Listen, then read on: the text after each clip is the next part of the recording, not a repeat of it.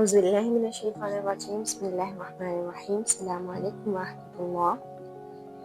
کل کی کلاس میں یہ تمام باتیں سیکھنے کے بعد اب ہم آتے ہیں خلاصے کی طرف کہ ہم نے سب سے پہلے کیا سیکھنا ہے۔ دیکھیں، مخارج حروف تجوید میں سیکھنا بہت ضروری ہے، اس کے ساتھ ساتھ صفات حروف بھی اور اس کے ساتھ ساتھ حرکات بھی۔ مخارج کیا ہے؟ ہر حرف کے نکلنے کی جگہ۔ دیکھیں، آپ کو جو بھی حروف ملیں گے 1 سے 29 تک، الف سے یا تک، یہ تمام حروف اپنا ایک مخرج رکھتے ہیں، ایک نکلنے کی جگہ رکھتے ہیں۔ مثلا کچھ حروف ہونٹوں سے ادا ہوتے ہیں، انہیں آپ حلق سے ادا نہیں کر سکتے۔ جو حروف حلق سے ادا ہوتے ہیں انہیں آپ زبان سے ادا نہیں کر سکتے۔ کچھ کا تعلق ہمارے دانتوں سے ہوتا ہے۔ تو یوں ہر حرف کسی نہ کسی جگہ سے نکلتا ہے۔ اگر ہم اس جگہ کو تبدیل کر دیں تو ہم قرآن پاک میں معنی کی غلطی کریں گے، الفاظ کو بدل دیں گے۔ اس کے ساتھ ساتھ ہر حرف کی اپنی کوئی نہ کوئی صفت ہوتی ہے۔ مثلا کچھ حروف موٹے ہوتے ہیں، کچھ حروف کو باریک پڑھا جاتا ہے، کچھ حروف کو سیٹی والا پڑھا جاتا ہے، کچھ حروف کو نرم پڑھا جاتا ہے، یا ہر ایک حرف میں 2 سے زائد صفات بھی ہو سکتی ہیں۔ اور اس کے علاوہ صفات میں کچھ یہ بھی چیزیں آتی ہیں کہ ہم نے کوئی حرف غنہ کے ساتھ پڑھنا ہے یا نہیں پڑھنا۔ اس کے علاوہ ایک تیسری چیز ہے حرکات، یعنی کہ زیر، زبر اور پیش۔ یہ 3 چیزیں اگر ہم نہ سیکھیں تو ہم قرآن پاک میں لہن جلی اور لہن خفی کریں گے۔ لہن جلی سے مراد ہے بڑی غلطیاں اور لہن خفی سے مراد ہے چھوٹی غلطیاں۔ ہم نہیں چاہتے کہ جب ہم اللہ کی کتاب کو پڑھیں تو ہم سے بڑی یا چھوٹی غلطیاں ہو جائیں۔ بڑی غلطیوں میں کون سی غلطیاں آ جاتی ہیں؟ یہ غلطیاں سب سے پہلے ان کے بارے میں سمجھ لیں، یہ غلطیاں حرام ہے۔ ہمارے علماء کہتے ہیں کہ لہن جلی کہنا قرآن پاک میں حرام ہے، کیونکہ یہ قرآن کے اصل الفاظ اور ان کے معنی میں تبدیلی پیدا کر دیتی ہے۔ کیسے تبدیلی؟ اس کی میں مثال، کل تو ہم نے بہت ساری مثالیں دیکھی تھیں لیکن پھر بھی آج دیکھتے ہیں۔ جیسے اگر میں لفظ انعمت یعنی تم نے انعام کیا کو انعمتو پڑھوں تو اس کا مطلب ہو جائے گا میں نے انعام کیا، یعنی کہ میں نے زبر اور پیش کو بدل دیا تو اس کے معنی بھی تم اور میں بدل گئے۔ اس کے بعد اگر میں علیم کو عین کے مخرج کو علیم یعنی کہ حمزہ کے ساتھ پڑھوں تو اس کا مطلب ہوگا دردناک اور جاننے والا۔ علیم عین کے ساتھ اس کا مطلب ہے جاننے والا، اور علیم حمزہ کے ساتھ اس کا مطلب ہے دردناک۔ تو یہ معنی میں واضح غلطی ہو جاتی ہے، اس لیے یہ لہن جلی کرنا یعنی بڑی غلطیاں کرنا حرام ہے۔ اگر کوئی جان بوجھ کر ایسی غلطی کرے تو یہ بڑا گناہ ہے۔ اگر کوئی غیر ارادی طور پر کرے تو اسے سیکھ کر صحیح کرنا ضروری ہے۔ اس کے علاوہ لہن خفی کے بارے میں علماء فرماتے ہیں کہ یہ مکروہ ہے، خاص طور پر اگر قاری تجوید کے اصول جانتا ہو، یعنی قرآن کو پڑھنے والا اصول جانتا ہو اور پھر بھی غلطی کرے، دھیان نہ دے یا جلد بازی کر جائے تو اس نے ایک مکروہ کام کیا ہے۔ یہ غلطی معنی میں تبدیلی نہیں کرتی۔ یہ کون سی غلطیاں ہوتی ہیں؟ جیسے کہیں پر گناہ کرنی تھی ہم نے نہیں کی، کہیں پر جھٹکا دینا تھا ہم نے نہیں جھٹکا دیا، کہیں پر لفظ کو کھینچ کر پڑھنا تھا ہم نے نہیں کھینچا، یا کہیں پر نہیں کھینچنا تھا لیکن ہم نے کھینچ لیا، تو یہ معنی میں تبدیلی نہیں لاتے لیکن تلاوت کے حسن کو کم کر دیتی ہیں۔ تو اس لیے ہمیں لہن جلی اور لہن خفی دونوں غلطیوں سے بچنا ہے۔ تجوید یہی ہے، ان 3 چیزوں کو سیکھنا جو ہم نے جن کا خلاصہ ہم نے یہاں پر رکھا، مخارج حروف، صفات حروف اور حرکات، اور ہم پھر چھوٹی اور بڑی غلطیوں سے بچ جائیں گے۔ اس کے بعد ہم چلتے ہیں تجوید کی اہمیت کے سمجھنے کے بعد اس کے معنی کو سمجھنے کی طرف۔ اہمیت سمجھ میں آ گئی کہ کتنی اہم ہے تجوید، تاکہ ہم چھوٹی بڑی غلطیوں سے بچ سکیں، تو اب ہم اس کے معنی کو سمجھتے ہیں۔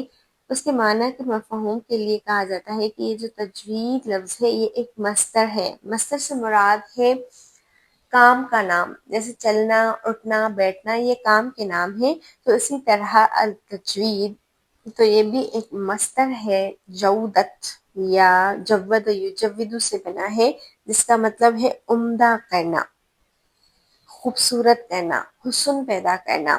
الاستاذ حضرت قاری عبدالرحمن مکی فرماتے ہیں کہ تجوید کا مطلب ہے ہر حرف کو اپنے مخرج سے مع جمیع صفات ادا کرنا۔ جیسے ہم پیچھے پڑھ آئے ہیں کہ ہر حرف کو اس کے مخرج اور اس کی صفات کے ساتھ ادا کرنا تجوید کہلاتا ہے، اور اس کے ذریعے ہم قرآن پاک میں حسن پیدا کرتے ہیں، اسے عمدہ طریقے سے پڑھتے ہیں۔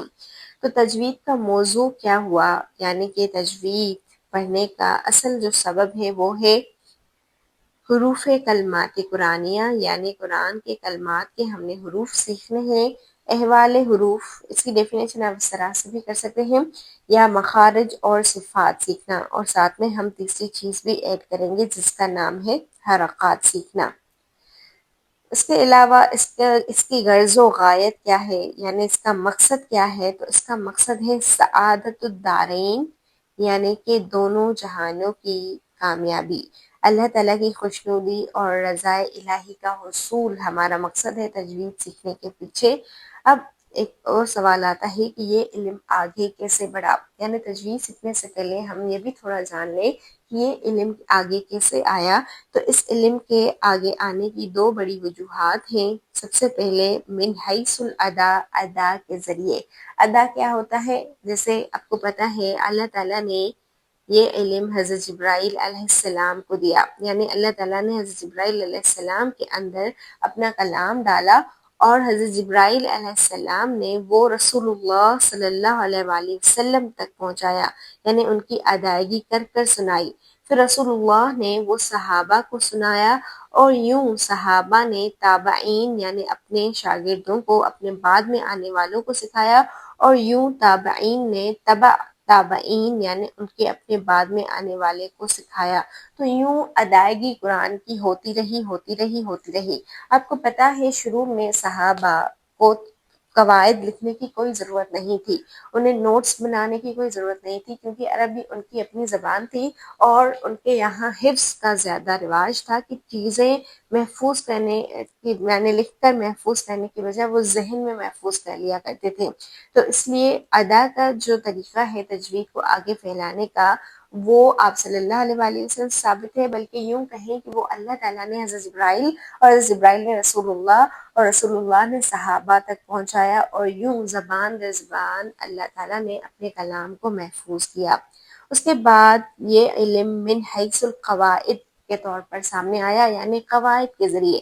ہم جانتے ہیں کہ حضرت ابوبکر، حضرت عمر، حضرت عثمان اور حضرت علی کے دور میں غیر عرب یعنی کہ اجمی لوگ بھی اسلام میں داخل ہو گئے تھے، یعنی کہ ہم غیر عرب ہیں، ہمیں عربی نہیں آتی، تو ان اجمی لوگوں کو قرآن پاک کا صحیح تلفظ، صحیح لہجہ، صحیح الفاظ، صحیح حروف سکھانے کے لیے قواعد مرتب کیے گئے، قواعد بنائے گئے کہ حروف کی صفات کیا ہیں، ان کے مخارج کیا ہیں، حرکات کو کس طرح ادا کرنا ہے، الفاظ کو ہجے کیسے کرنا ہے، غنہ کہاں کرنا ہے، وقف کہاں کرنا ہے، کہاں پر ٹھہرنا ہے، کہاں پر نہیں ٹھہرنا۔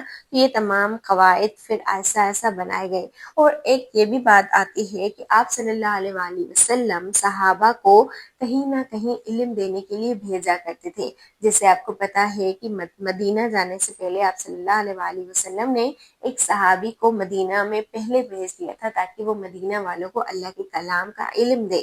اس کے علاوہ بھی بہت سی جگہوں پر ہمیں ملتا ہے کہ آپ صلی اللہ علیہ وآلہ وسلم نے کسی نہ کسی شہر یا کسی نہ کسی بستی یا کسی نہ کسی گاؤں کی طرف کسی نہ کسی صحابی کو بھیجا کہ جا کر انہیں علم سکھا کر آؤ، اور ساتھ ساتھ آپ صلی اللہ علیہ وآلہ وسلم انہیں کچھ ٹپس بھی دیا کرتے تھے کہ کس طرح سکھانا ہے۔ تو ہو سکتا ہے کہ یہ جو قواعد کا علم ہے یہ بھی آپ صلی اللہ علیہ وآلہ وسلم کے ذریعے ہی ہم تک پہنچایا گیا ہو، اور انہیں لکھا بعد میں گیا ہو۔ خیر، تو علم تجوید دو طرح سے آگے بڑھا، ایک ادا کے ذریعے، یعنی کہ زبان کو بیان کر کے قرآن کا وہ لہجہ محفوظ کیا گیا، اور پھر دوسرا قواعد کے ذریعے، جو ہم انشاءاللہ آگے پڑھیں گے۔ اس کے بعد یہ کچھ بنیادی چیزیں ہیں تجوید کے حوالے سے سیکھنے کے لیے، یہ بہت چھوٹی ہیں، آج ہم نہیں سیکھیں گے ان دو چیزوں کو، اور ان دو چیزوں کو ہم انشاءاللہ ساتھ سیکھیں گے۔ پہلی جو چیز ہے اس کو سمجھیں کہ علم تجوید کی اہمیت کیا ہے۔ ویسے تو ہم نے علم تجوید کی اہمیت کو ہلکا پھلکا دیکھ لیا ہے، لیکن قرآن کی روشنی میں، احادیث کی روشنی میں اور ساتھ ہی ساتھ صحابہ کے اقوال کی روشنی میں ہمیں علم تجوید کی اہمیت جاننا ضروری ہے، پھر ہمارا دل اور زیادہ کرے گا کہ ہم اس کو سیکھیں۔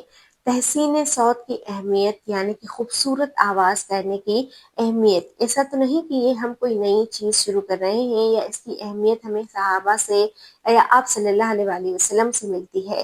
تو یہ دو چیزیں ہم انشاءاللہ ساتھ سیکھیں گے بہت ہی مختصراً۔ اور تیسری چیز ہے لحون عرب، عرب کے لب و لہجے، وہ کیسے آئے، کس طرح آئے، اور قرآن کی جمع و تدوین، قرآن کو کس طرح جمع کیا گیا، کس طرح جوڑا گیا، یہ ہم تمام چیزیں اجمالاً یعنی مختصر طور پر دیکھیں گے۔ تو آپ یوں ہی ساتھ رہیے گا، ان چیزوں کو سیکھنے کے بعد ہم تجوید کو شروع کریں گے۔ السلام علیکم ورحمۃ اللہ۔